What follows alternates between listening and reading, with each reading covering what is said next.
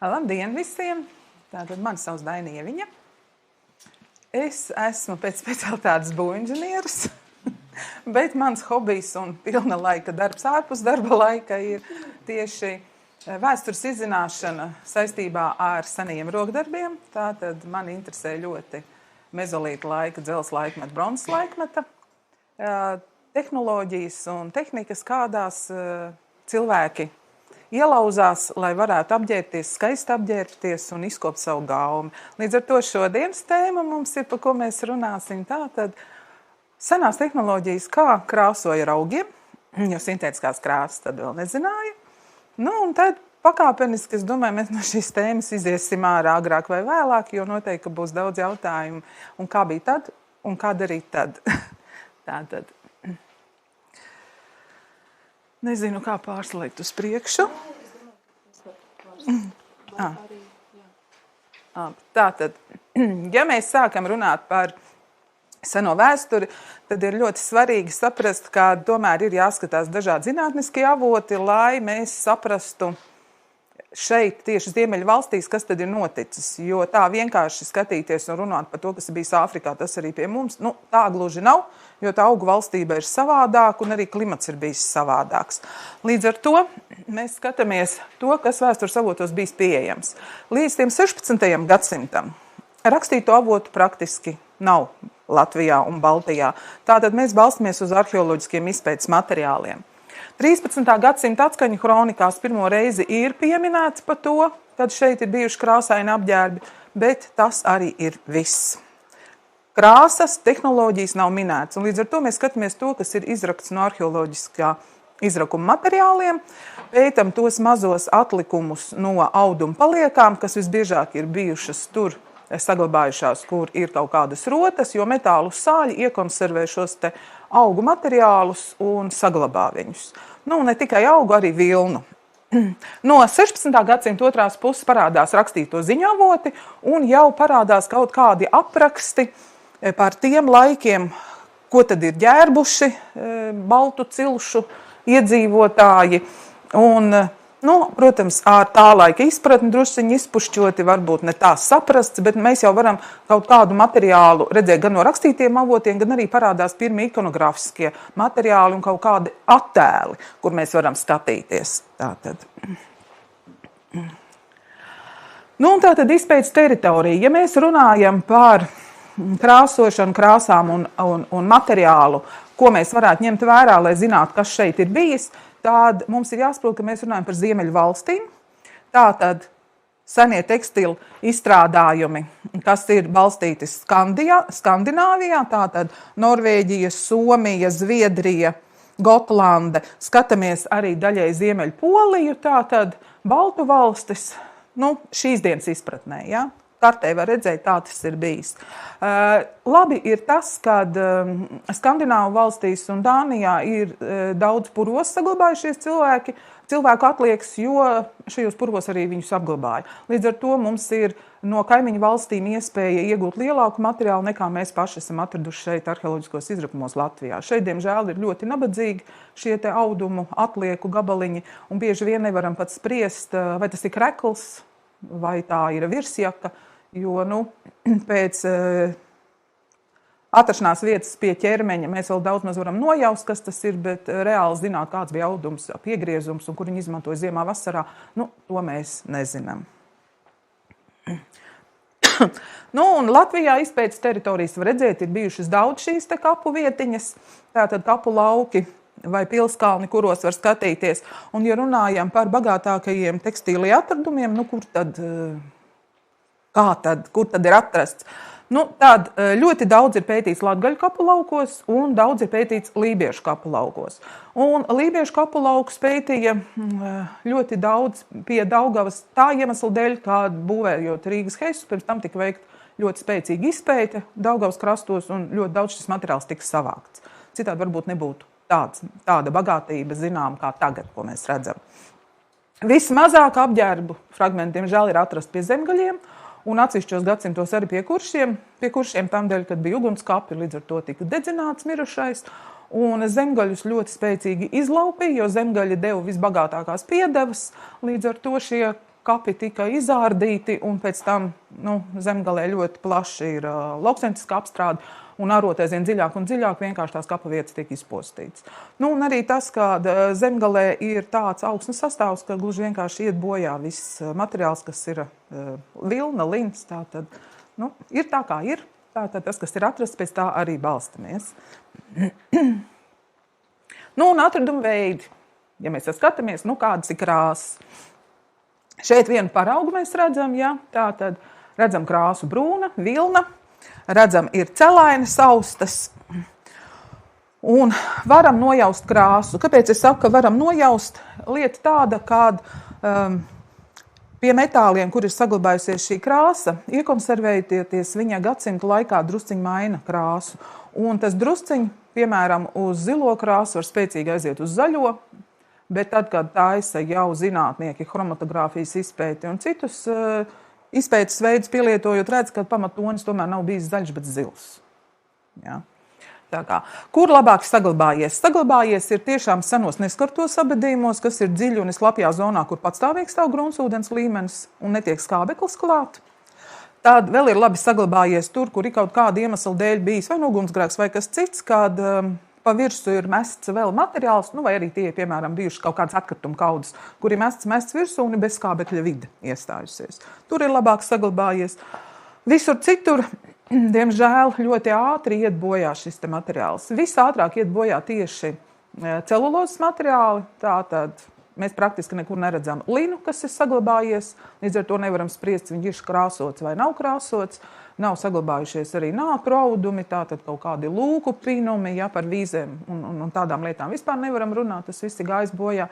Kaut kur kaut kas ir saglabājies no vilnas, un tātad par vilnu ar lielākoties mēs runājam, jo tanī laikā, kad tika daudz pielietoti dažādi bronzas rotājumi, saktas un piespraudes un dažādas ķēdes, tad tur arī šis materiāls ir līdz mūsdienām saglabājies. Un šeit jūs redzat vienu šādu negaidītu atradumu Kurzemē.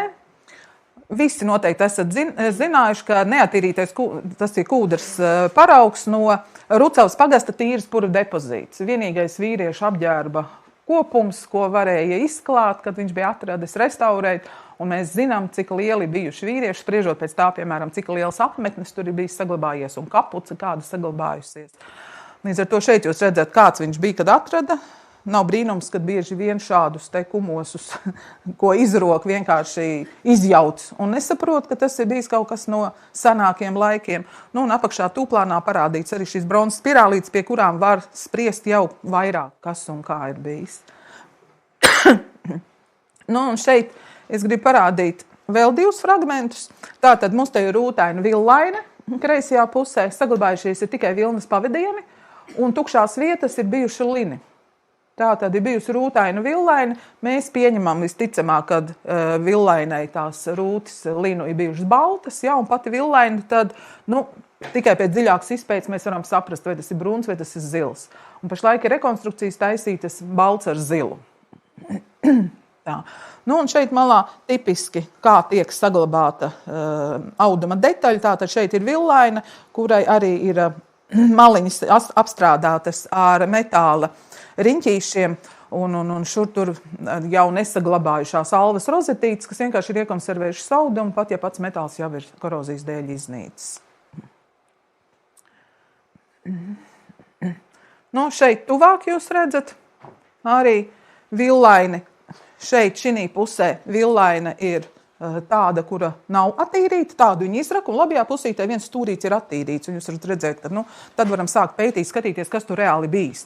Brūns vai zils jautājums. Un tad jau te ir jāiet ar mikroskopu, jāpēt dziļāk. Labajā pusē es jums vēlreiz gribēju parādīt no Rucavas tīras purva izrakto vīriešu kapuci, un parādīt, ka nebija tikai vienkrāsaini audumi, bija rūtaini.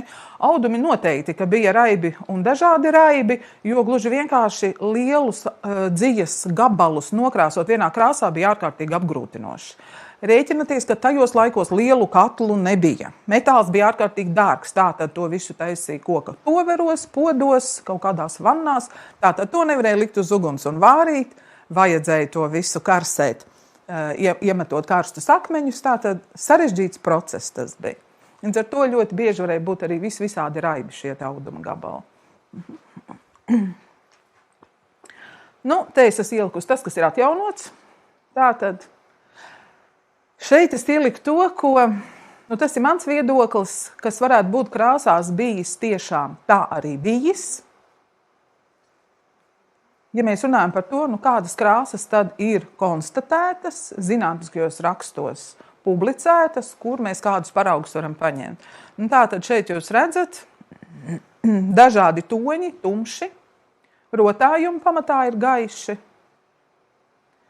Uz tumšu arī labāk izcēlās šie bronzas riņķīši, tas arī saprotams. Vilna parasti visai krāsota, baltu vilnu praktiski neizmantoja. Bet jūs šeit neredzat zaļo krāsu. Zaļās krāsas nebija. Tas ir tas, ko ļoti daudz grēko arī tie, kas rekonstruē tērpus un daudzās arheoloģiskajās, pat ne arheoloģiskās viduslaiku apmetnēs, kur kaut kāds dzīvošanas festivāls sāks, ļoti daudz ir zaļie tērpi. Viņi ir skaisti, viņi labi izskatās. Nebija toreiz zaļas krāsas. Pastāstīšu pēc tam, kāpēc. Ja mēs runājam drusciņi par tuvākiem laikiem jau, tad par krāsām runājot, mums ir jāpievērš tautas dziesmām. Tautas dziesmās ļoti daudz krāsas minētas, tikai mums viņas pasalīt tā garām. Tagad, ja jūs citu aci palasītu tautas dziesmas, jūs redzētu, kādas krāsas tiek aprunātas, apsaukātas, un tad var saprast arī, kuras tās populārākās krāsas ir bijušas. Par to jau arī ir diezgan daudz zinātniskie pētījumi taisīti, gan no mitoloģiskās nozīmes, gan vispār no praktiskās nozīmes, kādas krāsas ir pielietotas. Arī pasakās ir minētas krāsas. Un šeit ir jāsaprot, tā kā mēs šobrīd saprotam krāsa, piemēram, zaļa, zila, dzeltena. Toreiz to visu aprunāja diezgan tēlaini. Zeltā dzimis, zelta audzis nenozīmē tiešām, ka ar zeltu bija apbērts. Zelta lini, tas nozīmē, ka šie lini bija ļoti skaisti nokulti un viņi deva baltu ar zeltainu atspīdumu. Un te vienkārši tēlaini tas tika izteikts. Pirmie attēli apraksti. Tātad šis ir viens no pirmajiem attēliem, kuros ir parādīta Kurzemes tautumeita. Tā mēs tagad varētu teikt, tā laika jaunava, 16. 17. gadsimta mija. Un šeit mēs varam redzēt jau modi, kas ir ieviesusies ap to laiku. Mēs redzam, kad parādās balta villaine. Līdz tam balta vilna netika atrasta.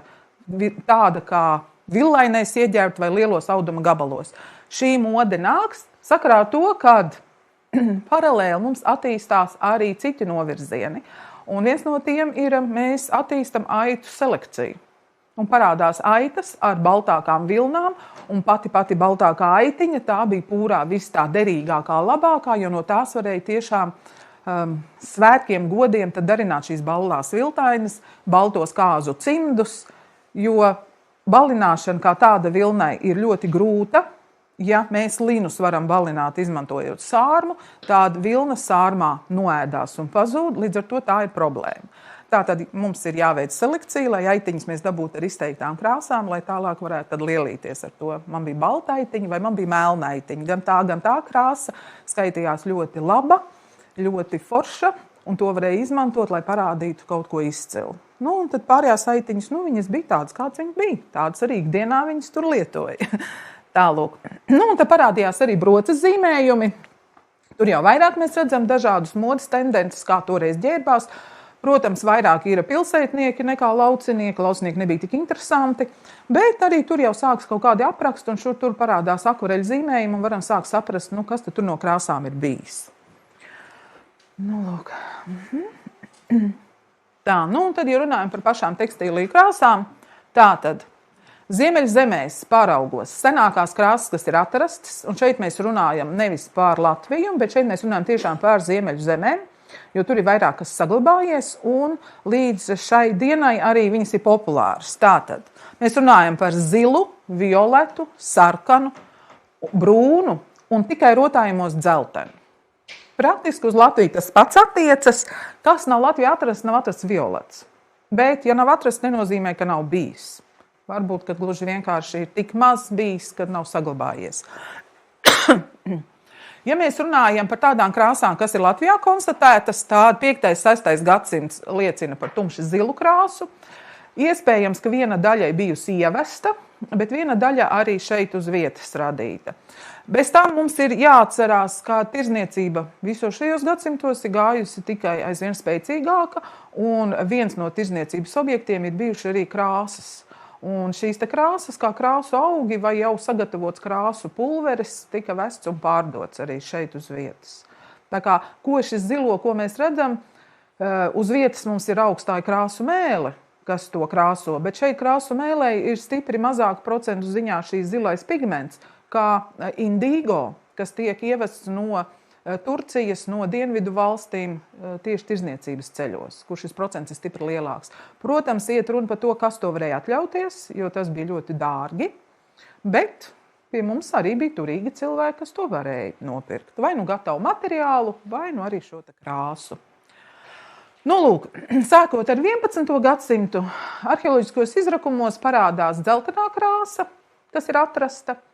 Un tā parādās tieši tādos rotājumos, kā piemēram apaudi, kur uz tumša pamata tiek dzeltens rotājums likts, vai nu kaut kur pieausts kādas strīpas, vai nu kaut kur kaut kāds šuvums, kas ir atrasts, ko var konstatēt, ka tiešām tas ir dzeltens. Nekrāsotu vilnu pamatā nekur mēs neredzam. Nu, un ar 16. gadsimtu parādās arī zaļā krāsa.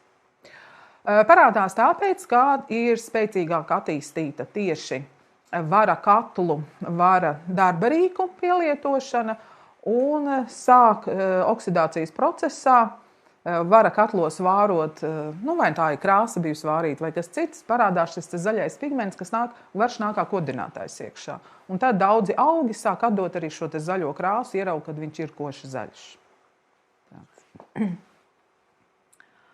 Nu, krāsas folklorā. Nu, šeit ir dažas krāsas, ko es esmu atradusi tautas dziesmās. Tātad zelta, sudraba, balta, melna, mēļa, ruda, rauda, dzeltēna, daglaina, pelēka, raiba.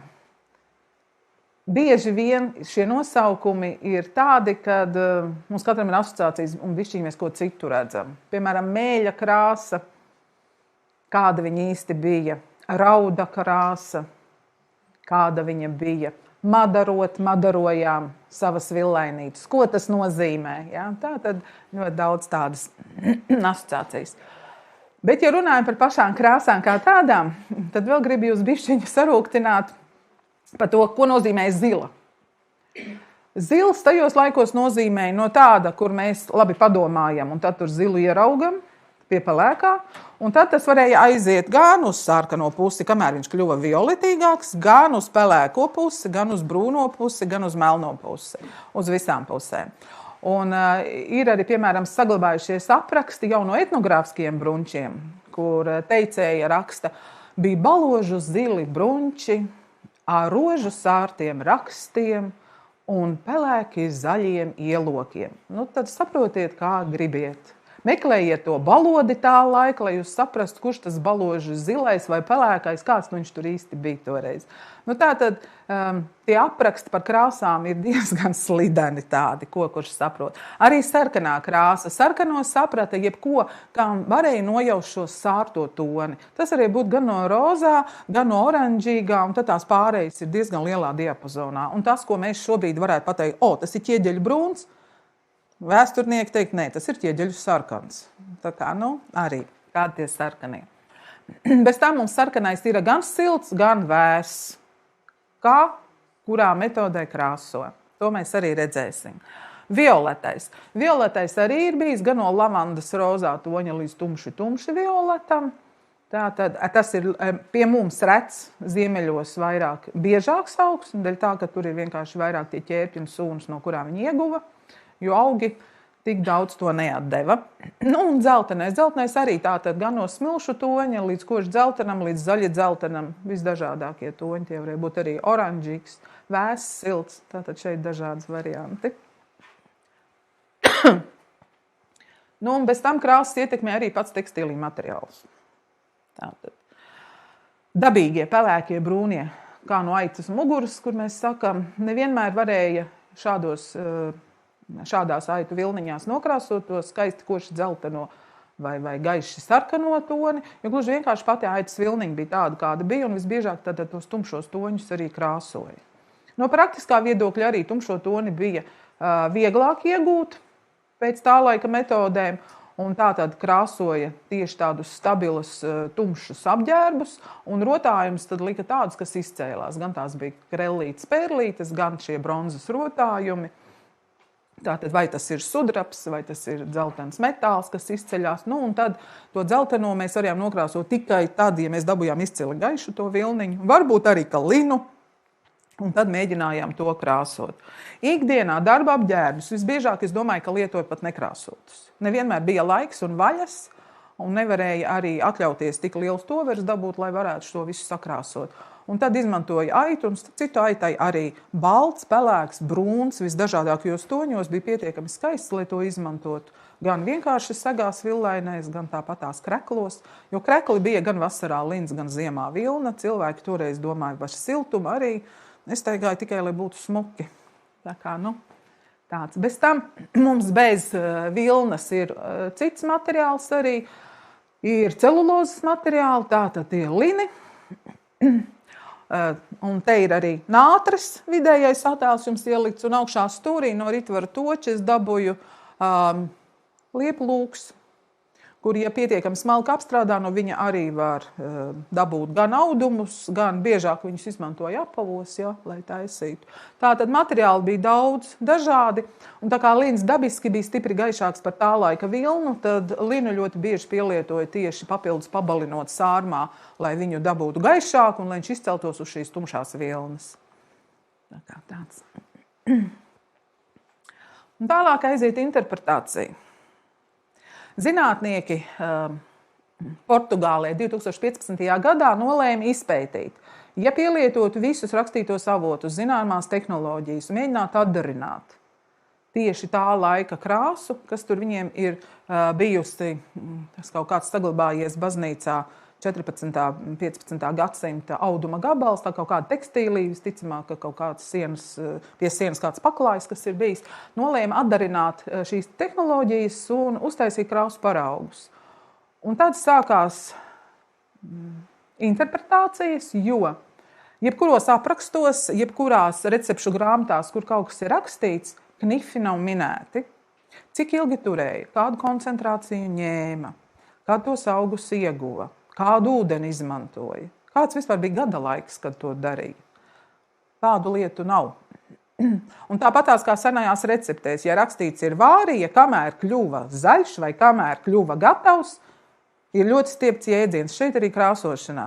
Tika taisīti ļoti daudz dažādi koncentrāciju šķīdumi un šie te krāsošanas laiki, lai dabūtu to toni, kas ir bijis toreiz. Un nedabūja. Bet toties dabūja ļoti plašu krāsu gammu, kurā varēja saprast, kāda recepte vēl nenozīmē, ka jūs dabūsiet to, kas bija toreiz vēsturiski bijis. Un visticamāk, ka šis viens materiāls ir tāds uztaisīts, bet nākošo materiālu, ko tie paši meistari taisīja, jau bija savādāks. Jo atkārtot vienu to pašu recepti praktiski neiespējami, jo tad mums jānonāk tajos pašos gada laikos, tajās pašās situācijās, pie tiem pašiem klimatiskiem rādītājiem. Un tātad šobrīd mēs visu, ko darām, tā ir tiešām interpretācija par tēmu, pat ja mēs zinām precīzu recepti. Tālūk. Un līdz ar to arī visi pārējie zinātnieki, kas taisījuši pētījumus, arī mēs Latvijā esam to skatījušies un pētījuši tālāk, jau mēģina noskaidrot galvenokārt, kādi augi ir izmantoti, un tālāk jau vienkārši ņemam, mācamies paši no praktiskās pieredzes, un šos augus pielietojot, mēģinam dabūt šo te vēsturisko krāsojumu. Tātad krāsu augi. 3 populārākie augi, kas viduslaikos ir visā Eiropā bijuši. Tātad iedzeltenā rezēda, labās puses augs. Pie mums viņš ir tikai kā kultivēta puķa, vairāk uz dienvidiem viņš ir arī pļavās. Mums alternatīva varētu būt vairāki citi augi. Nākošā ir krāsu mēle. Un trešā krāsa ir rubijas, jeb pie mums ziemeļmadara. Tātad šīs sarkanās saknītes, ziemeļmadara. Aicināt es jūs viņu meklēt negribētu, jo viņi paliek aizvien mazāk, jo mums krāsotāju skaits pieaug. Bet diezgan grūti lasām iegūstam, jo tās saknītes ir ļoti, ļoti smalkas. Bet mums ir alternatīvas jau, jo ļoti daudzās vietās viņu sāk kultivēt dārzā, kultivē arī radniecīgas sugas, un tā tad rubiju saknes, jeb rubiju tinctorium, ko jūs redzat, angļu valodā nosaukums ir madera. Un tas vien jau liecina par to, ka šī madara, jeb madera vēsturiski kā baltu izcelsmes vārds ir staigājis pa visu Eiropu, viņi pielietoja ļoti, ļoti sen. Tā kā šobrīd ir kultivēti arī līdzīgi augi ar lielāku resnāku sakni, tad es ieteiktu nopirkt rubiju sakni. Ja izdodās, mēģināt ieaudzēt paši no sēklām un priecājieties par to. Bet 3. gadā šis augs tikai jums dos to ražu. Ātrāk nebūs. Viss ir uz pacietības. Lūk. Atsevišķi es gribu pieminēt violeto krāsu. Violetā krāsa ir statusa krāsa, bagātība krāsa. Ikdienā viņi nelietoja, viņi lietoja ceremonijās. Parasti viņi bija kopā atrasti ar brokātu. Un tas jau vien liecināja, ka tas ir augstāks status. Un tad mēs paskatāmies vikingu filmas, kur dažādas krāsas ir. Šis violetais tādam zemniekam, kas tur kaut ko apstrādā uz lauka, nebūs, bet lepnam karalim vai karalienai vai konungam, kas iet, gan būs. Viņai populāri arī šodien, bet kā viņi iegūst? Tātad dārgais alternatīvais variants labajā pusē no dienvidu zemēm. Tātad tie bija speciāli gliemeži, mureksa gliemeži, kurus izmantoja un, diemžēl, ja jaunajā pasaulē, jeb Amerikā, indiāņi šos te gliemežus ļoti saudzīgi lietoja, viņi vēl tagad ir, un viņi ir dzimtā no paudzes paudzē, jūras krastos viņus sargā. Tā dienvidu valstīs bija tik ļoti aizņemta ar violetā iegūšanu, ka šie gliemeži praktiski ir iznīcināti un viņi viss sarkanajā grāmatā. Tātad šobrīd no viņiem neiegūst vairs šo te violeto. Jo, tas lopiņš ir gandrīz jānogalina, lai izspiestu no viņa to suliņu ārā. Tātad tas nav tā vērts. Bet alternatīva Ziemeļu valstīs ir daudz dažādi ķērpji. Šeit ir daži ķērpji uzrakstīti, kas zināts, ka es vēl nemēģināšu izrunāt. Un tā tad šeit dažādi ķērpju varianti. Es pašlaik vienu šo ķērpi mocu pašlaik jau 2. nedēļu. Vismaz 5 nedēļas ir jātur ķērpji čurās, lai viņi sāktu atdot krāsu. Labums tāds, ka nav jāsilda. Var kaut kur nolikt un aizmirst par viņiem. Ik pa laikam pagrozīt tos ķērpjus. Tie ir akmens ķērpji, bet Latvijā līdzīgi ķērpji ir atrasti arī uz veciem ozoliem. Ozolam skādi nenodarīsiet, varat mēģināt. Es tieši tā darīju, kad aplupināju vienu ozolu, jo tas esot īstais, redzēs. Tad, kad būs, tad ziņošu caur Facebook, kas man tur ir sanācis. Tātad lēnām urīnā pie pH 10 līdz 7, tanīs robežās viņš sāk atdot šo violeto krāsu. Krāsa ir noturīga, viņa nebalē. Tā ir labā ziņa. Tā ir tāda status krāsa, lēni iegūstam. Varbūt pie mums viņa arī nav tik ļoti populāra bijusi, jo 5 nedēļas minimums noturēt. Tas ir izaicinājums tomēr. Jo to trauku nav tik daudz un diezgan ātri vajag viņus pielietot arī citur. Otrs populārākais un status krāsa, tā ir krāsu mēle, kur mēs dabonam šos te zilos toņus. Tā tad ir satis tinctoria. Tāds viņš ir puķu dobē, šis augs. Šogad viņam ne sevišķi patika dārzā, šis klimats. Pagājušo gadu viņi man auga tādu līdz padusēm riktīgi. Pa gabalu varētu teikt, ka tas ir tas pats rapsis. Dūmā pieejot, nav. Zied viņš 2. gadā, 1. gadā viņš ražo lapas, kuras kā skābenes var šķīt pa 2-3 reizēm sezonā, un tad tālāk taisīt šīs te krāsu bumbas, lai iegūtu šo te zilo krāsu. Kā tad no tā auga dabūja to zilo toni ārā? Kur Ellē Jānīšam tādas zilas bikses nāca? Tur mīzušas. Meitu mātes, kamēr zilas dabūjušas. Tas jau parāda tehnoloģiju, tātad bez čurām mēs neiztiksim. Dzīpurnīca, mana veca krustamāte, izvilkus pakartīja atkal grūdu podiņā. Liekas, par ko vispār iet runa?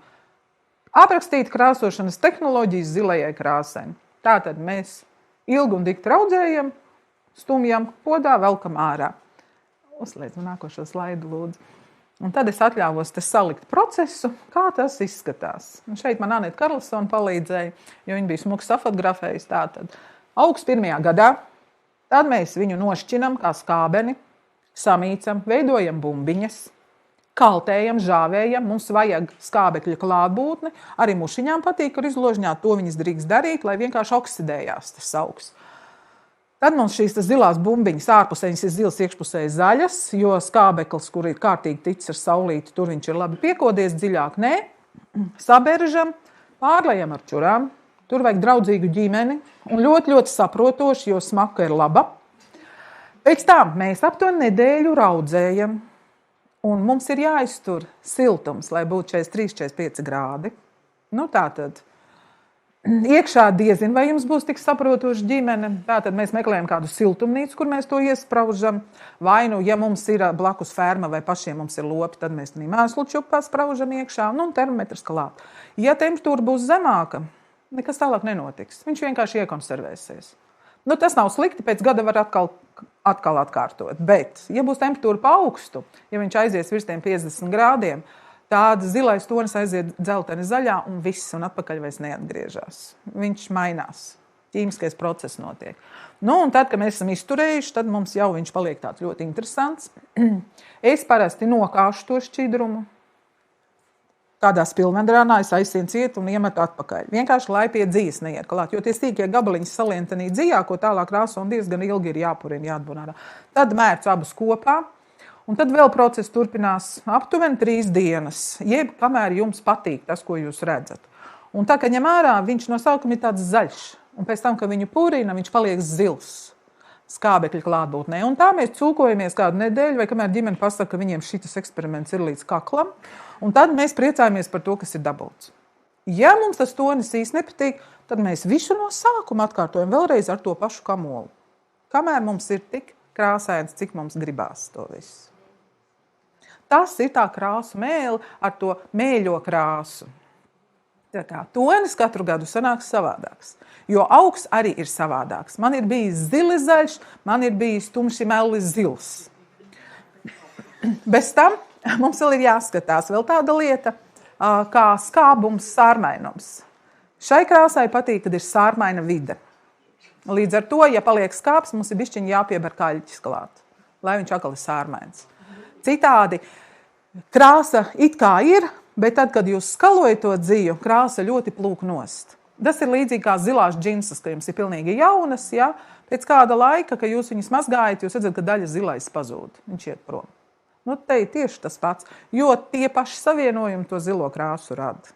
Tā kā tā. Nu, tas ir par zilo tehnoloģiju. Nu, tad mums ir sarkanā krāsa. Tātad šeit jūs redzat ziemeļu madaru ar baltiem ziediem. Tādi viņi izskatās. Viņi atšķirās no citām madarām. Un ja jūs izrokat saknīti un gribat saprast, vai derēs vai nē, tad pakasiet ar nagu to saknīti. Ja viņa dod jums oranžīgu, tad ir. Ja nē, tad nav pareizā madara. Madarai ir 4 lapas mieturī un ir lielāki ziedi. Viņa zied vēlāk pa pārējām madarām. Tā kā. Pašlaik viena daļa ir noziedējušas, varat mēģināt sēklas iegūt. Viņa ļoti labi aug arī dārzā. Viņai patīk velēna karbonāta augsnes un smilšainas augsnes. Tātad. Pie skāba viņa neaugs. Skābā vidē viņai nepatīk. Nu, un otrs augs ir raudene. Un kas ir interesanti, raudene tikai pie mums tiek uzskatīta par krāsu augu. Nekur nevienās citās valstīs raudene nav pieminēta. Vismaz nav atrasts pagaidām, ka būtu pieminēts. Nu, lūk. Un te ir tautas dziesma sarkanīte madariņa. Pašas 2 ieteļiņas, viena koda saulītē, otra rīta rasiņā. Sarkanīte ir raudene, un madariņa ir šī ziemeļu madara. Tātad šie 2 krāsu augi mums ir minēti. Kāpēc viņi citās valstīs nav minēti, tas ir jocīgi, bet varbūt, ka tā tēja ir tai raudenei tik garšīga, ka neviens tālāk nemaz nav aizdomājies par to. Jo, ja ir alternatīvas no citiem krāsu augiem, tad priekš kam viņi izmantot kā augu? Jā, no raudenes nāk sarkans, uz violetīgāku toni var dabūt, bet recepte ir gana sarežģīta. Viss, kas senos laikos ir izmantots, ir bijis ļoti lēni un laikietilpīgi un eksperimentējot. Raudeni viena pati nekrāso, viņai vajag kodinātāju klāt. Un toreiz kā kodinātājs visbiežāk bija mežābeļu lapas, kas bija sarcinātas saulē. Kamēr lapas kļūst sarkanas un kātiņas sarkani. Mūsdienās mežābeli atrast ir diezgan sarežģīti. Var ņemt viskābāko ābolu, kāds jums ir. Kaut kāds mežēnis, kas aug. Tad to izmantot. Un tad ir jāraudzē. Jāraudzē kopā. Ir audzēts gan izmantojot raugu, gan mēģinot ar ieraudziņu.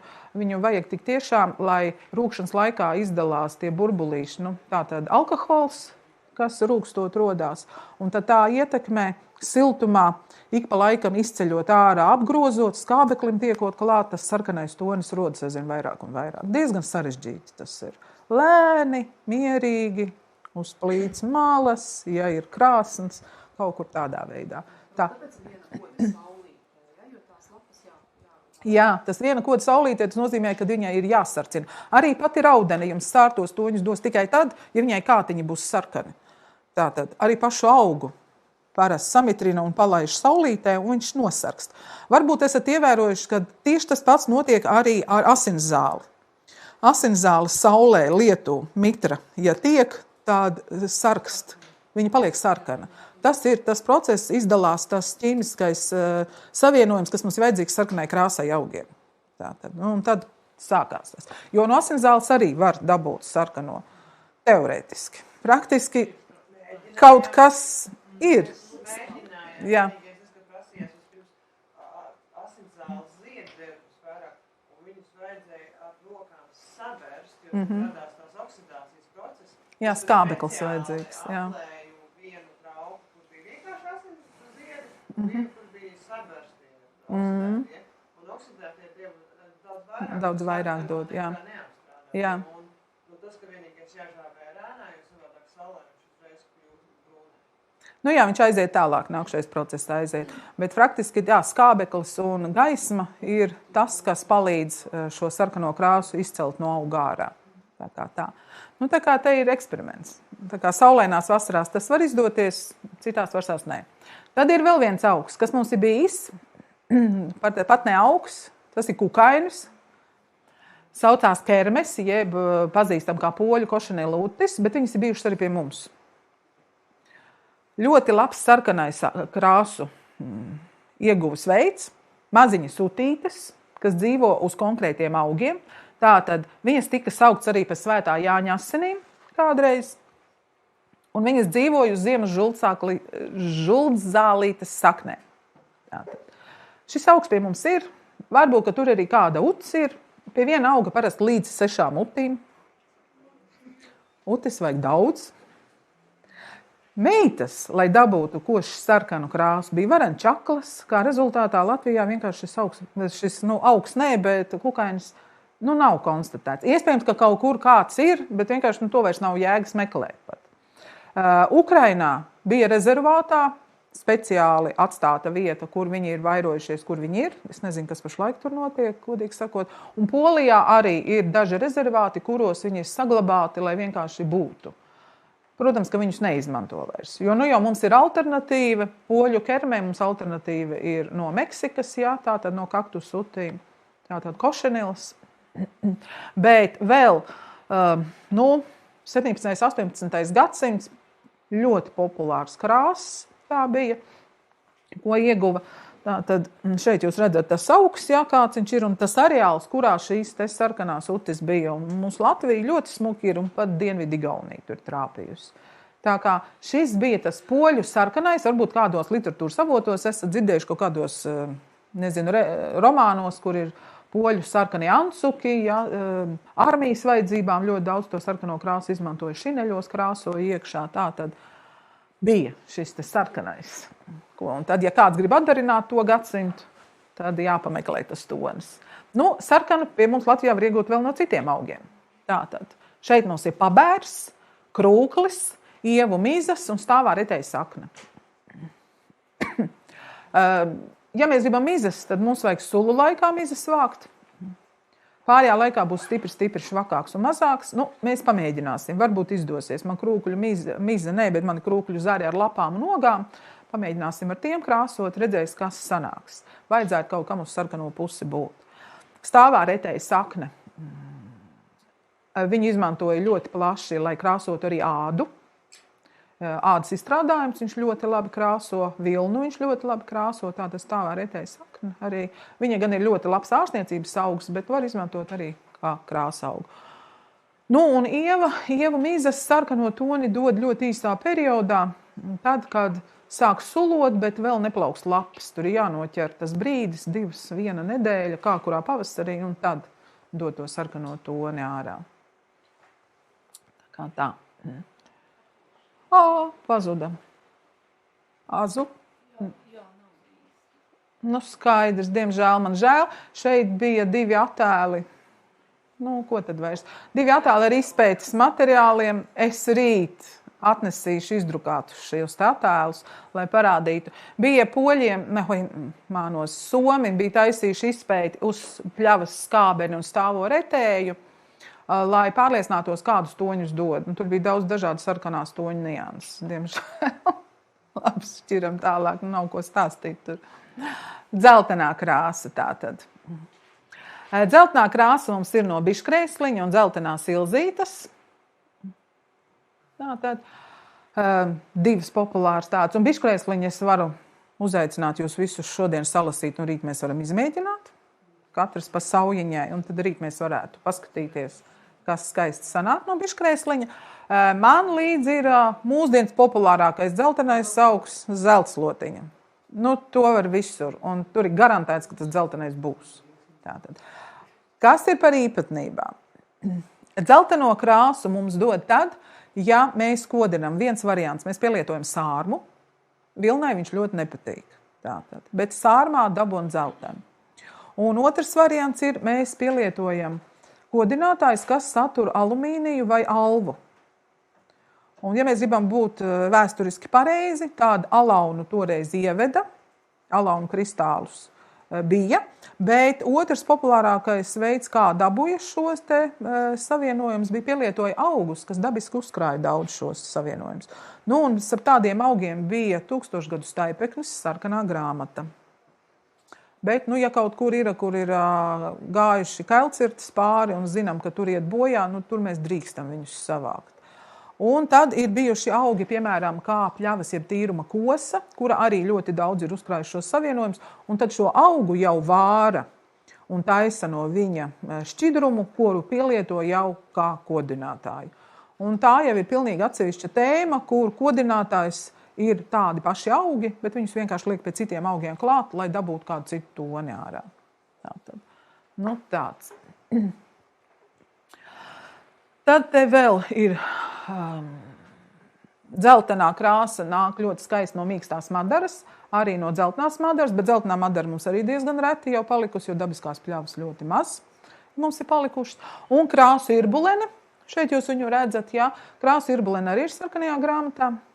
Paskatīties jūs drīkstat izmantot nevajadzētu. Nu, jūs dzelteno krāsu var dabūt no sīpoliem, sīpolmizām. Ja jūs sīpolmizas, kad jūs nokrāsojat viņās, pat nepielietojat nekādas kodinātājas, ja jūs pēc tam ātri, siltā, sārmainā šķīdumā izskalojat līdz minūtei, jūs redzēsiet, ka jums tonis paliek dzeltens. Tā kā arī ir alternatīva. Tā. Nu, vēl dzeltenā krāsa mums ir iespējama gan no viršiem, gan no bērzu lapām. Arī dārza atkritumi, kā piemēram burkānu laksti dod dzelteno krāsu. Nu, un šeit jūs redzat krāsu zeltlapi, kuru izmantoja ļoti daudz kurši tieši, jo viņai patīk Kurzemes piekraste, kur viņa aug, sarkanā grāmata. Uzreiz pasaku. Arī paskatīties varat iepazīties, nevajadzētu plūkt viņu. Jā. Spriežot pēc tā, cik daudz mums ir sarkanajā grāmatā krāsu augi, vai nu mums ir baigi čaklas meitenes bijušas, kas visu laiku ir krāsojušas, vai nu tiešām mēs esam diezgan piecūkojuši to apkārtējo vidi, mainot apstākļus, kādos augiem patīk augt. Nu, brūna melna krāsa.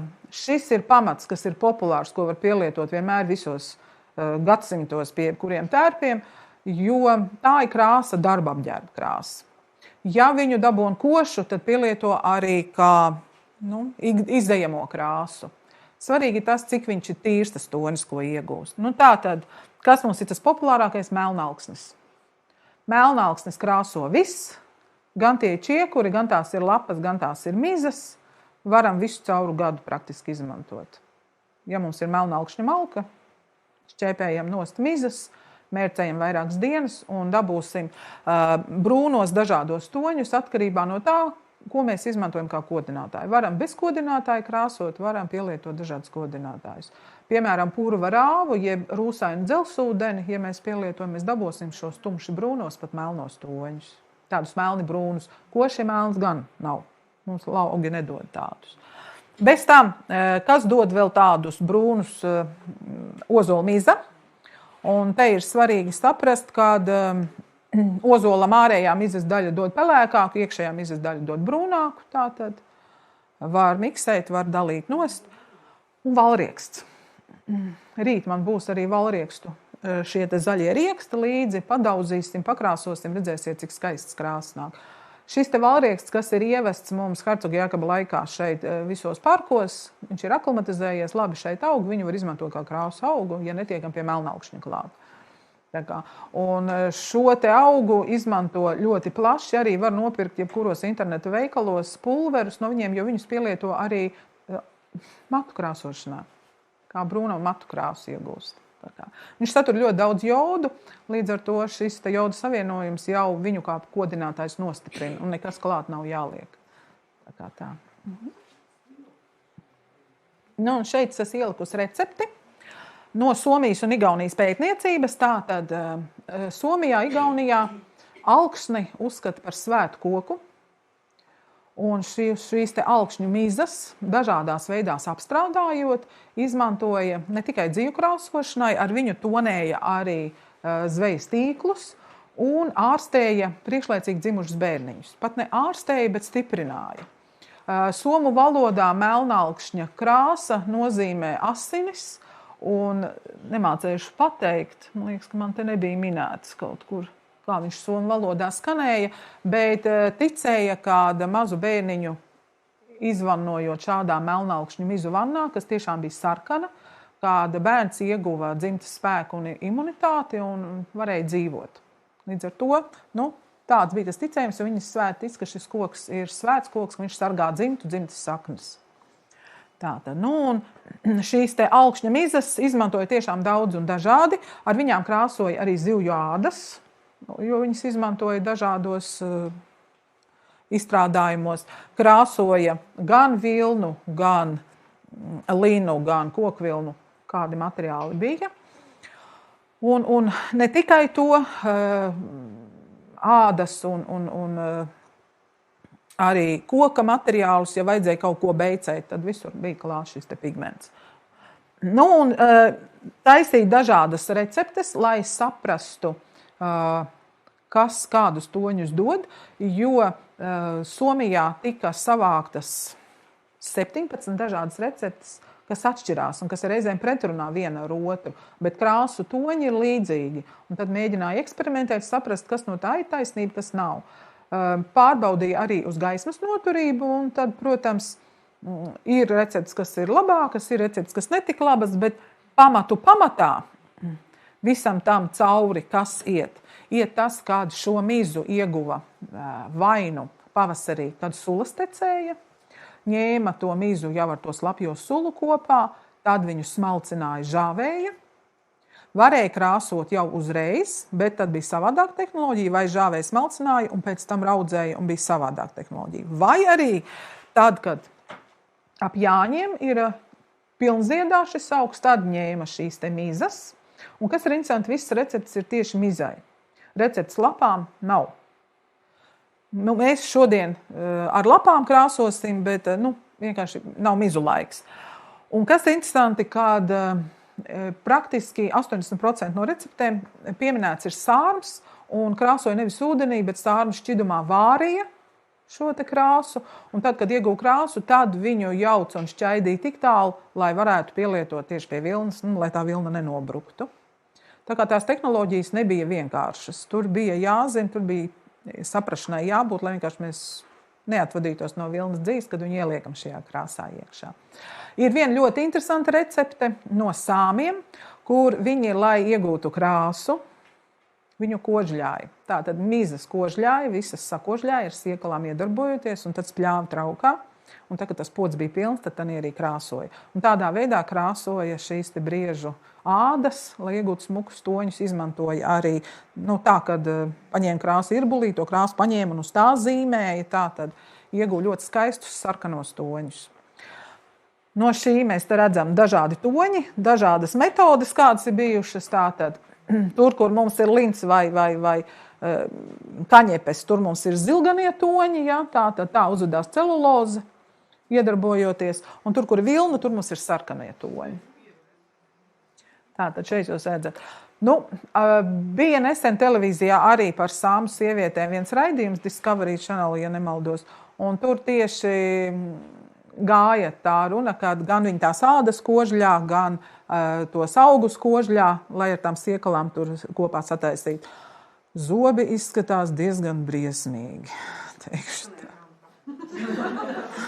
Tur ir cilvēks sarkanajā grāmatā pēc tam, jā, tā kā, bet tādas metodas ir bijušas. Un tad ir jautājums, cik jūs autentiski gribat kaut ko krāsot, vai varbūt labāk tomēr vienkāršāk ar mūsdienu tehnoloģijām pielietojot vienkārši augus. Tā kā, jā.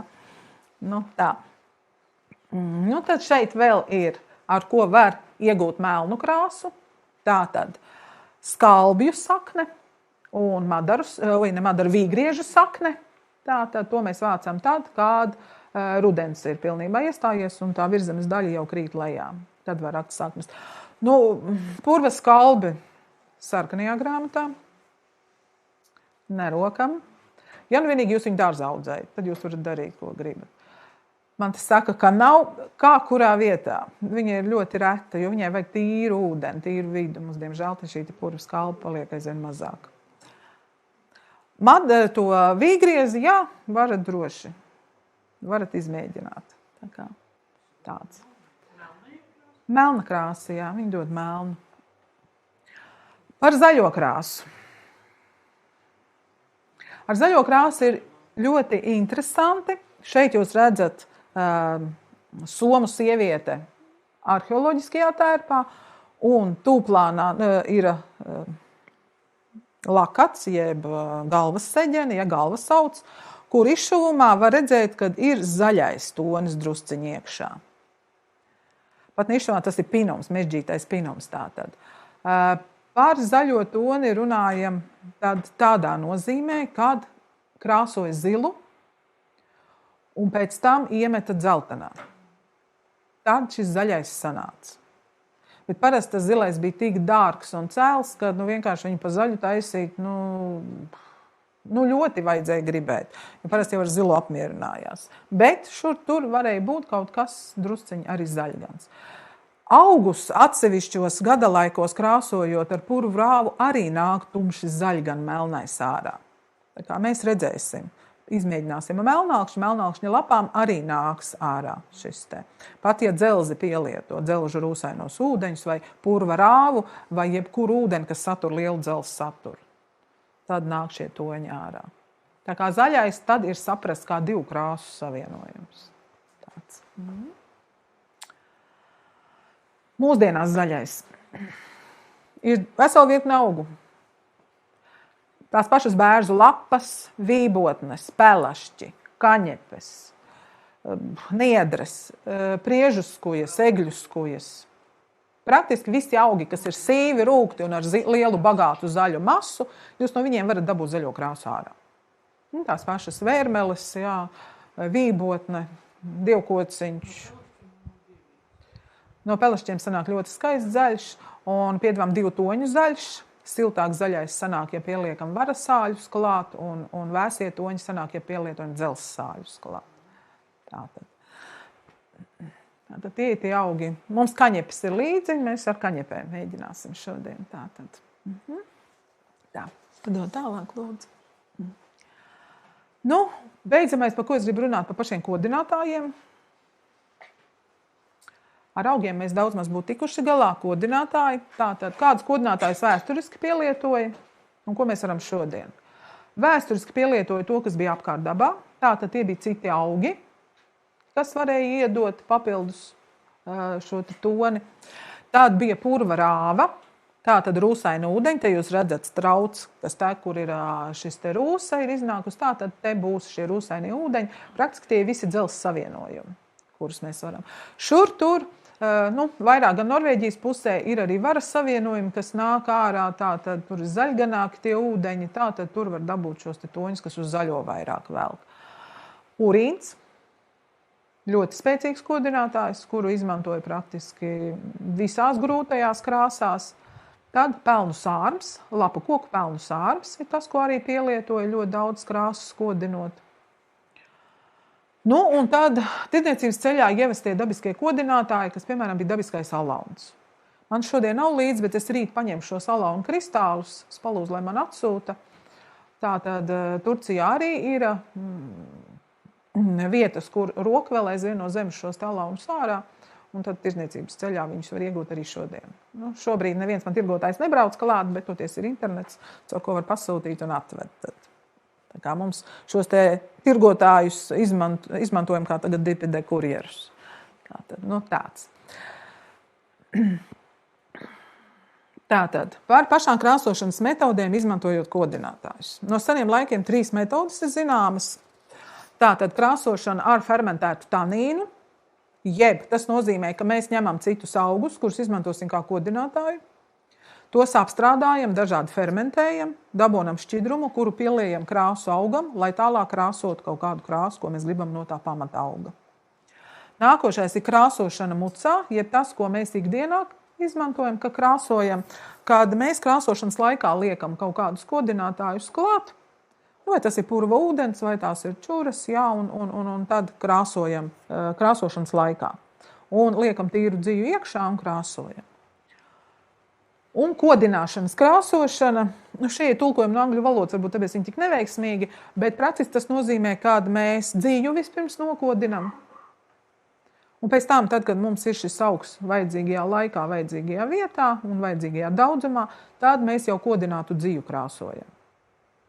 Šis ir vissaudzīgākais pašiem krāsošanas traukiem, jo tad mēs varam pēc tam izmazgāt to krāsošanas katlu un arī gatavot ēdienu viņā. Jo ķīmija katlā nav, ķīmija jau ir dzijā, un viņa arī dzijā tur stāv, viņa neaiziet katlā. Tā kā tāda. Un par fermentētiem tanīniem, ko mēs Latvijā varam pielietot, ozolu pangas ir. Pats ozols kā tāds ir spēcīgs tanīns, vienīgais, ko ozols jau krāsu dod līdzi. Rabarberu sakne ir ļoti spēcīgs tanīna avots, kuru var pielietot. Vienīgais, ja mēs rabarberu sakni liksim kopā, piemēram, ar vīna sāļiem vai vīna nogulsnēm, uzreiz mums sarkano toni sitīs. Bet tas arī ir forši, ja jūs gribat sarkano toni, jo rabarberā iekšā ir šis sarkanais pigments.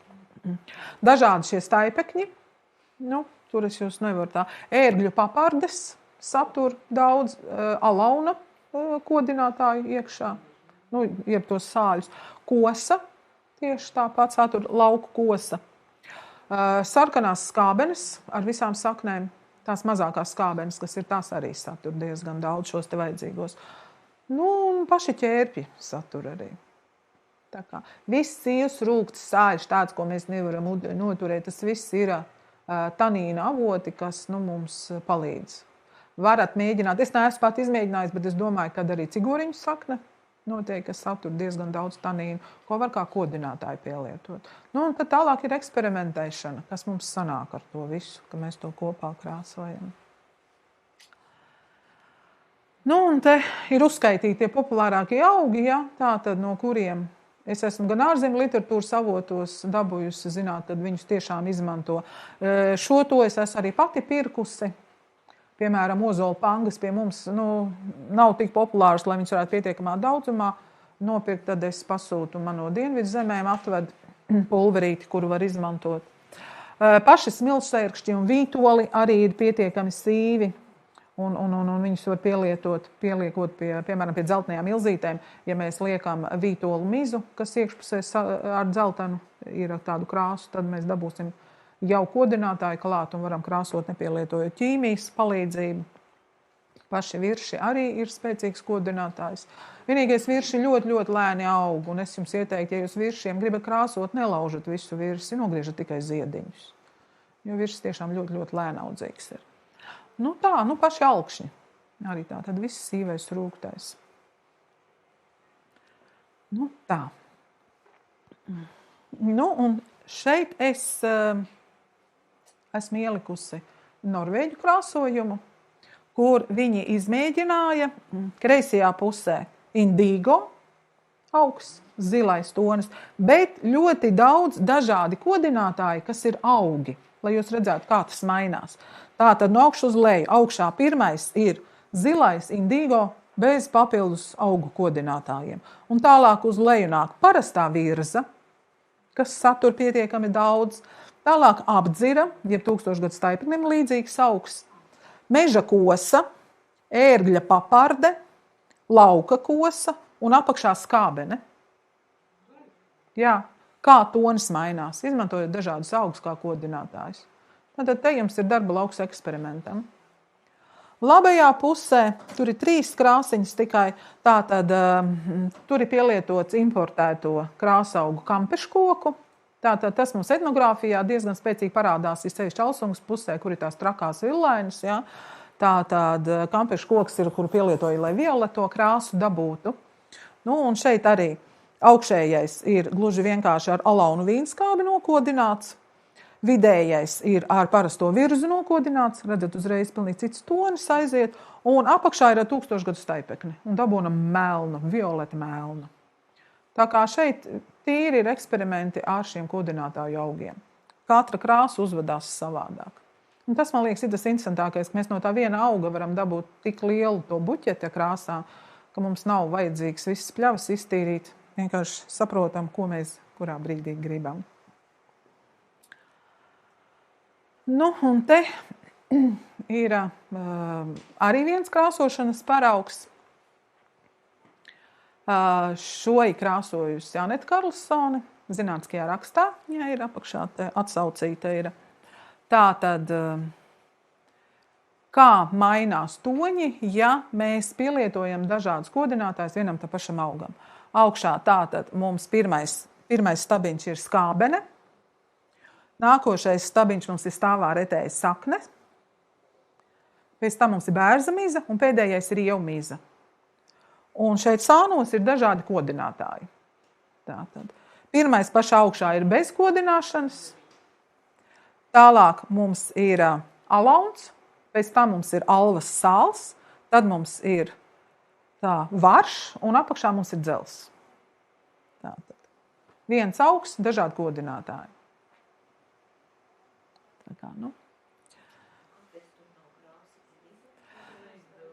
Acīm redzot, ar alvas sāli nav bijusi reakcija. Tā var būt, ka kaut kāds augs nereaģē. Tā kā, un šeit jums atsauce ir arī uz to zinātnisko rakstu, jūs varat paši izpētīt, jo tur tomēr ir jāzina arī metodoloģija, kā to veids un krāso, lai vienkārši varētu mēģināt kaut ko līdzīgu atkārtot. Un ļoti skaisti šie sarkanie krāsas paraugi ir Salaspils botāniskajā dārzā. Jūs varat aizbraukt un apstīties, tur šie visi sakrāsotie paraugi ir ļoti skaisti izstādīti un aprakstīti. Tā kā tādi. Laikam izskatās, ka tas būtu šodien viss. Šeit ir viens attēls, kur mēs krāsojām vilnu. Skatos, ka mums te ir daži vērpēji. Mēs varam nokrāsot arī vilniņu, lai jūs varētu radoši padarboties pēc tam. Jo tik tiešām krāsoja ļoti dažādi. Krāsoja gan vilnas, krāsoja dzijas un krāsoja arī gatavos izstrādājumus. Un ja gatavais izstrādājums bija vesels, bet pluka un nepatika vairs, vai kaut kādu iemeslu dēļ kaut kādu vietu mainīja krāsu, tad met iekšā un pārkrāsoja arī pēc pāris gadiem, ja vēl dzija bija laba. Tā kā krāsoja vienmēr. Paldies jums, teorijas daļa beigusies. Vēl mēs Aijai varbūt. Jā, varbūt. Man neliels tehnisks aicinājums, ja kāds ir nodas mašīnu pretim stāvāk un meža pusē, zaļajā, lūgums viņu pārvietot, jo to var mazliet uzlikt sodu. Bet jūs laikam esat visi ielikuši. Bet ir vairāk mašīnas salikts, tāpēc es visu nevaru. Bet ja jūs esat ielikuši vai stāvāk vai tālāk prom tuvāk upei, tad viss ir kārtībā. Tā, un dodam vārdu Aijai. Varbūt viņi arī grib kaut ko pateikt. Es gribu uzdot lektoram vēl jautājumus. Viss bija ļoti, ļoti jauki, bet tu vēl nepieskāries tādām lietām kā materiāla sagatavošana pirms krāsošanas, varbūt mazliet vairāk tādu, vispārīgu. Jā. Es par materiālu izvēlu vairāk runāšu. Pār materiālu sagatavošanu. Jo tas ir ļoti saistīts, jo, var jau būt, ka to varēja pie tās fermentēšanas pieskaitīts, bet varbūt mazliet vairāk pastāstīt. Tu zini. Jā, tā nu tas ir, kad šodien nopirktu dziju mēs uzreiz gribam izmantot krāsošanai. Tā nevar darīt, būs pleķaina. Tātad dzijai ir jābūt tīrai, viņai jābūt izmazgātai. Un, ja mēs gribam gaišos toņus krāsot, mums dzija ir jābalina. Mums ir jānoņem vilnai aizsargslānītes. Tātad mums jātiek vismaz no daļēja lanolīna ārā. Un tad, kad dzija ir plikiņa un kaila, tad mēs viņu izmantojam krāsošanā. Krāsojam mēs vienmēr mitru dziju, nekad sausu, un tīru izmazgātu. Ja mēs gribam atsevišķus toņus krāsot, piemēram, mums dzija ir savērta, salikta, pieņemsim, ka mēs to paši darām ziemas laikā, bet augus mēs dabūsim vasarā. Tad mēs varam ziemas laikā tīru dziju jau nokodināt, salikt pa maisiņiem vai trauciņiem, uzrakstīt kāds kodinātājs un krāsojam vasarā. Tad izvelkam jau gatavu sakodinātu, sagatavotu dziju, samitrinam un tad krāsojam. Vēl kāda kļūda parasti tiek pielietota. Krāsas pods mums ir karsts, dzija mums ir augsta. Tas ir šoks dzijai, viņa sliktāk ņems krāsu. Dzijai ir jāsilda, jāsagatavo, lai viņa būtu tuvāka tam karstajam krāsu podam, un krāsu podu mēs dzesējam līdz 70 grādiem aptuveni, dziju mēs sildam līdz 50 grādiem, un tad mēs liekam krāsu podā iekšā. Protams, varbūt kaut kāda ekstra gadījuma, ka kaut kas fiksi, vēl ir krāsa, mums ir pēdējā fice un iegāž iekšā, un tad ir brīnumi. Tātad, bet, tiešām, tas materiāls ir pietiekami dārgs, un tas darbs ir pietiekami liels pielikts, lai vienkārši darītu visu secīgi un kārtīgi. Par linu, ja gribam krāsot. Balināts lins labāk ņems toņus, nebalināts lins ir ļoti kaprīzs. Ja mēs krāsojam vilnu, mēs pamatā mēģinam krāsot skābā vidē, jo vilnai patīk skābums, nepatīk sārmainums, bet ir atsevišķas krāsas, kurām vajag to sārmainumu, kā piemēram zils un sarkans. Atsevišķiem augiem, ne visiem. Linam atkal ļoti nepatīk skāba vide, bet patīk sārmaina vide. Un tātad linu mēs krāsojam, pielietojot visdažādākos tanīna kodinātājus un šo sārmaino vidi. Tur lins dzied, viņš vēl papildus izbalē, paliek gaišāks un tad to krāsu paņem. Tā kā krāsot vienā podā linu un vilnu nebūs nekas. Ir dažādi tas jādara. Kaut gan, ja mēs nopērkam veikalu linu, kurš jau ir riktīgi nokodināts, un mēs nezinām, ar ko viņš ir balināts, visādi brīnumi notiek, ka vilna nokrāsojas vienā tonī, bet tas diegs, ar ko linu diegu apsien to vilnu, tas ir citā tonī un daudz smukāks. Mazu materiālu vienmēr ir vieglāk košāk nokrāsot, nekā lielu vilnas gabalu nokrāsot tādā pašā tonī. Tā kā arī paraudziņus, ko taisam, tie sanāks smuki koši, bet tiklīdz mēs ņemsim 200-300 gramu, tad mēs skatāmies, tik koši nesanāk. Tas ir nākošais, kam jāpievērš uzmanību. Ja mēs gribam 100 gramus vilnu nokrāsot, pamatā visur ar atsevišķiem izņēmumiem mums vajag vismaz 300 gramus svaigu augu.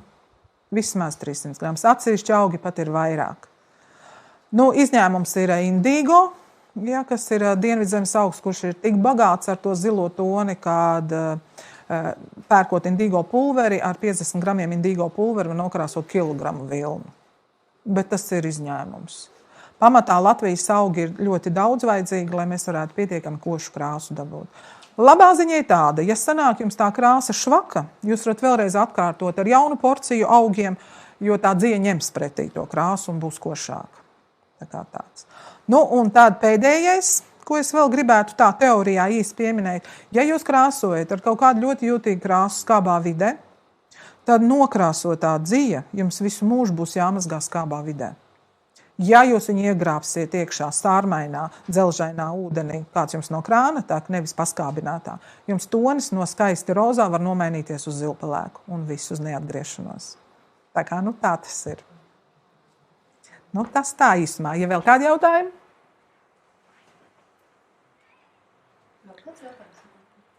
Ar ūdens izvēli varbūt kādu vārdu. Nu, kā jau es pieminēju ar to ūdeni, tā tad ir augi, kuriem patīk ciets ūdens, ir augi, kuriem patīk mīksts ūdens.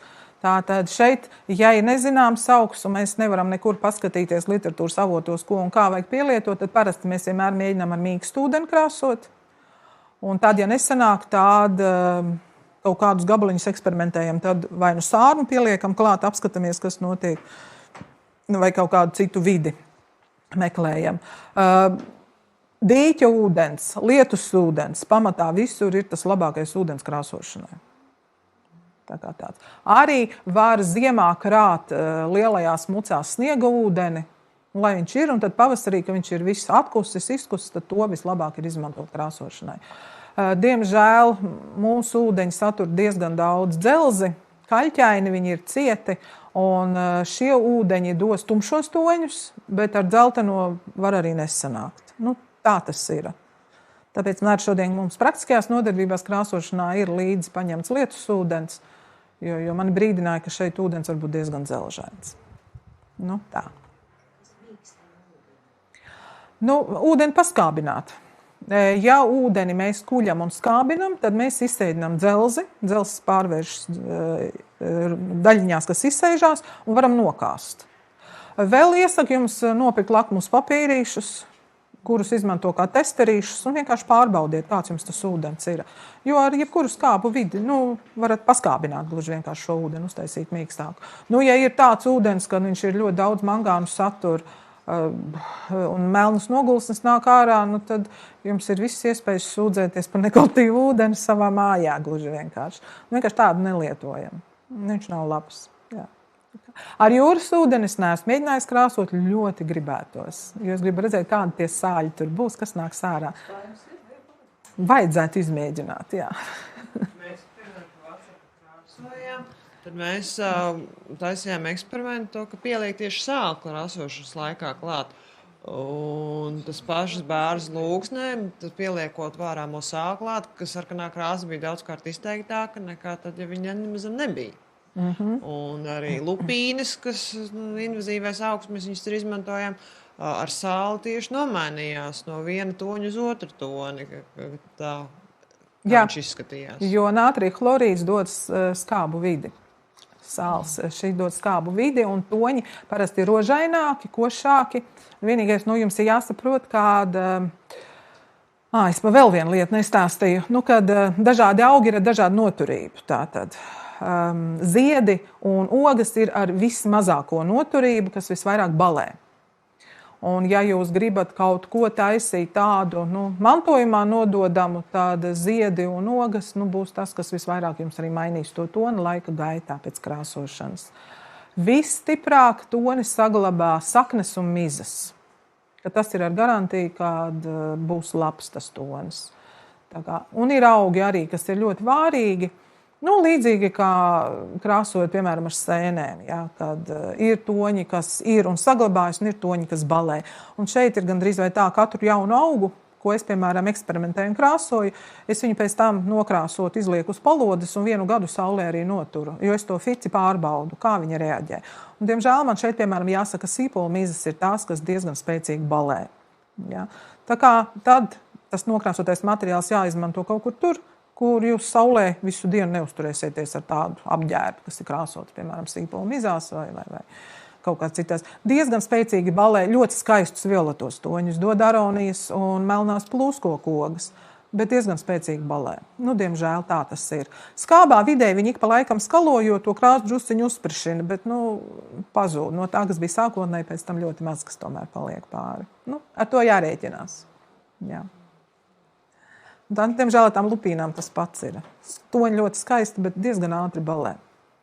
Var būt, ka viņus var kaut kā mēģināt piekodināt vēl ar tām pašām čurām. Jā. Es neesmu eksperimentējusi tik tālu. Var būt, ka tad var saglabāt kaut ko. Tā kā, tālāk. Jā. Kādas ir labākās opcijas bez kodināšanas, vai tas vienkārši nav ieteicams? Vai, kurus augus vislabāk bez? Sīvs, rūkts sīvs. Tātad ozols, melnaugsnes, kazenes laksti.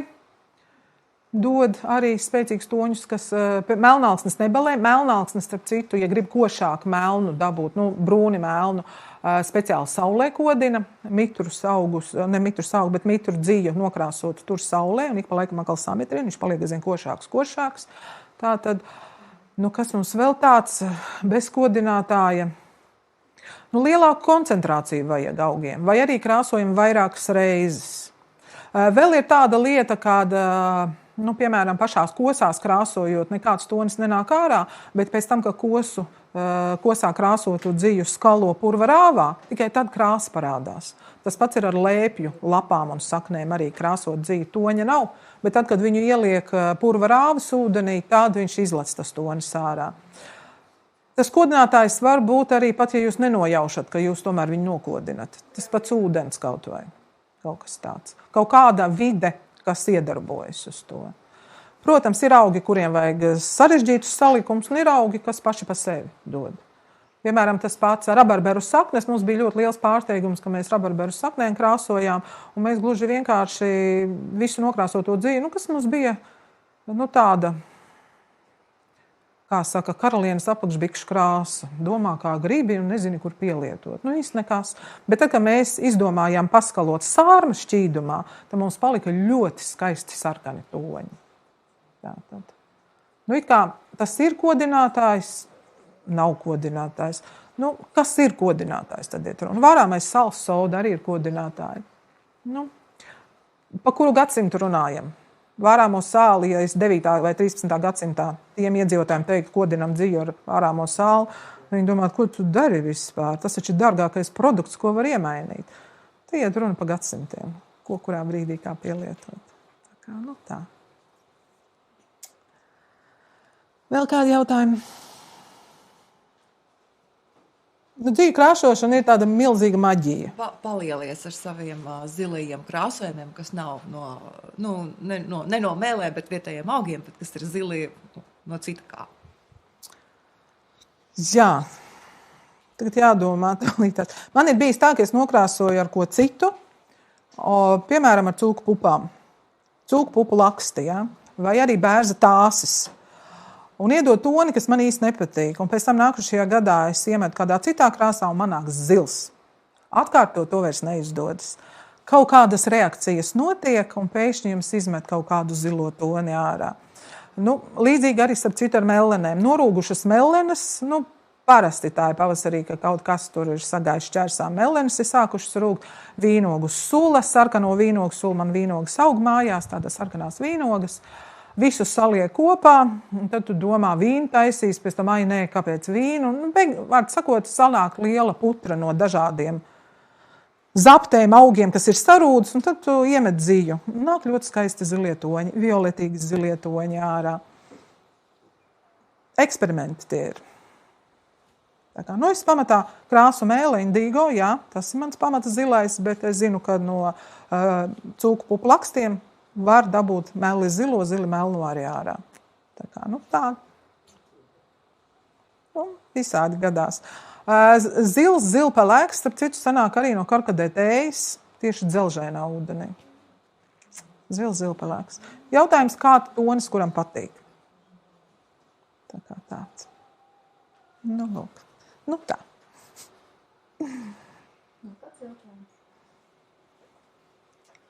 Laikam tad teiksim paldies. Ir vēl. Jā.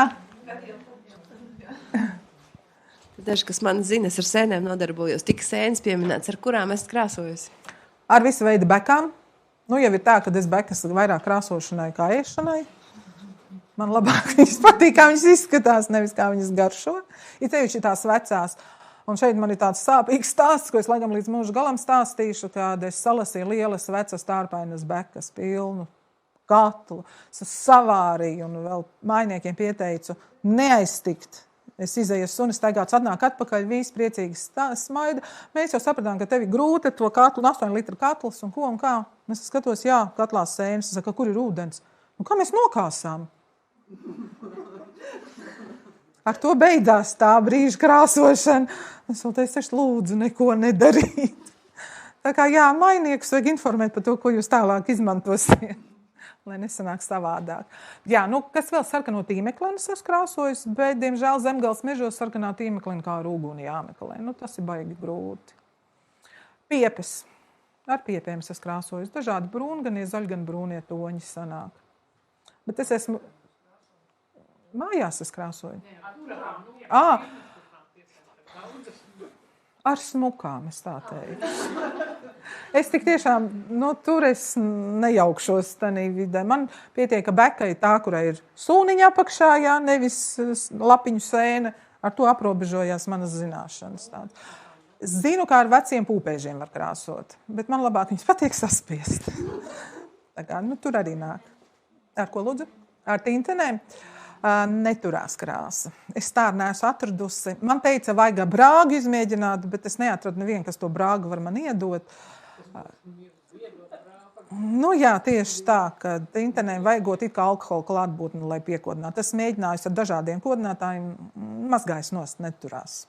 Izstās smuki, bet nekas nav. Bekām dzeltens. Dzeltenie toņi, dzeltenie, smilšu dzeltenie, visi tādi. Vienalga, kuras bekas pielieto, rezultāts viens un tas pats. Un esmu pat mēģinājis ar dažādiem kodinātājiem, rezultāts viens un tas pats. Kas tur ir, to arī atdod, jā. Jā. Vai Jūrmalā ir Spānijas gliemeži?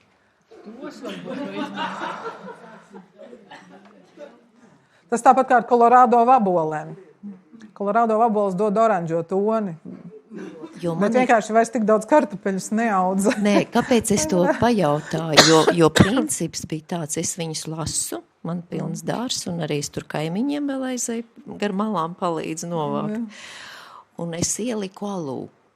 Lielā 5 litru burkā, man bija alus, un es saliku šos te gliemešus, un es viņus atstāju dārzā. Man teica, ka viņi tur paši lien iekšā, neko viņi tur daudz nelīd, bet es viņus tur nedaudz ieliku. Un aizmirsu, jo man stāvēja dārzā tur, kur, gara zāle. Un lietutiņš vēl bija savu darbu padarījis. Un, ziniet, es tagad vienkārši atradu to savu burku. Fantastiska, rozīgi, oranža krāsa. Ieteikums vienkārši paeksperimentēt. Nē, jā. Varbūt arī viņas tavs poļu utis nomainīs. Alu. Arī madaru saknēm. Viņš iedod to dziļo toni un notur. Jā, alus. Alu arī var izmantot. Vienīgi vīrieši nesaprot nekad to domu gājienu. Jākrāso tā, ka veču nav mājās. Jā. Jā. Tā kā, alkohols vispār ir labs kodinātājs un toņa izlīdzinātājs. Ja ir raiba dzija sanākus, lai izlīdzinātu toni, tad vai alkoholu pielieto, paturot, vai čurās arī patura sakrāsotu tādu raibu dziju, tonis paliek līdzenāks. Pilnībā varbūt neizlīdzinājums ļoti raibs, bet, viņš tāds palīdzina toņus. Tā kā, tā. Tā kā, ko? Krāsošana tā ir eksperimentēšana, un visu laiku, kas jauns nāk, tas jauns jāizmanto, jāmēģina. Jā. Rabarberu saknes ir ļoti labs. Jā. Cik daudz, un vai tur no viena cera? Es gribu arī rabarberus pašas. Tur jāskatās, cik jums tur liels viņš ir. Bet ko ar viņu darīt? Sakapā, novāra, un tālāk var krāsot. Sārmā viņš iedos sarkanos toņus. Ja ir kaut kāds kodinātājs, piemēram, vīnakmens vai alauns, tad to arī var pielikt klāt. Un te ir eksperimenti ar dažādiem kodinātājiem. Svaigas saknes. Svaigas saknes. Viņas var arī sakaltēt, pēc iespējas smalkāk sakapājot un glabāt. Jā, rabarberu saknes.